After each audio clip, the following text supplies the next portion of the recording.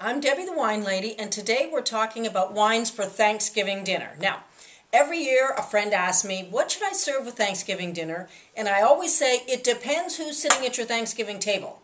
Why is that? Well, think about it.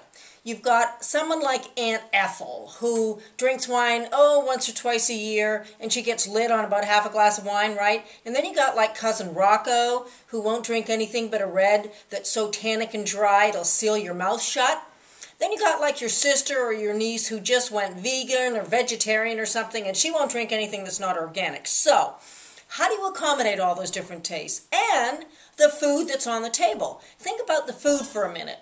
The turkey is the least of it. It's the sauces, it's the side dishes that really dominate the meal. Gravy with all that richness and heaviness. Then there's mashed potatoes with cream and butter. There's that weird green bean casserole thing that everyone but me makes. I think it's a way to ruin perfectly good beans. Anyhow, so those foods generally have a really rich and creamy kind of flavor. So I don't want to put anything really tannic or really oaky with that food. Okay, let's go back to the whole picture.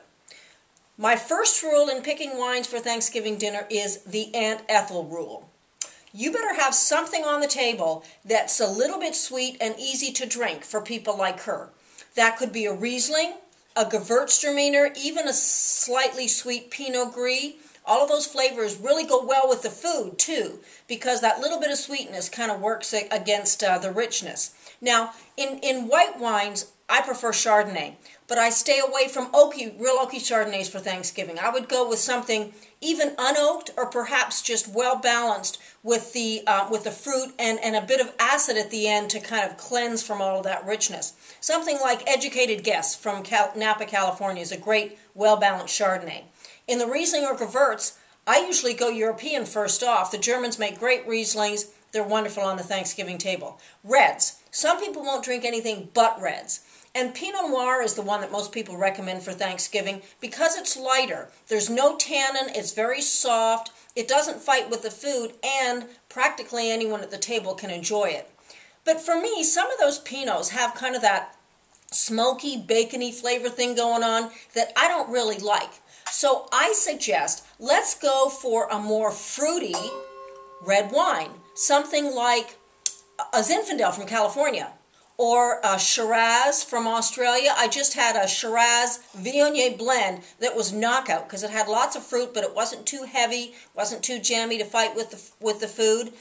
If I want to go with a Cab, some people just have to have Cab with any dinner.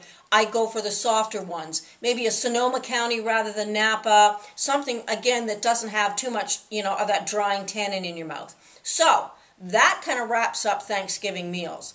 The trick is to just I don't try to fuss about it. I put all my bottles on the table. I let everyone decide what they want to drink.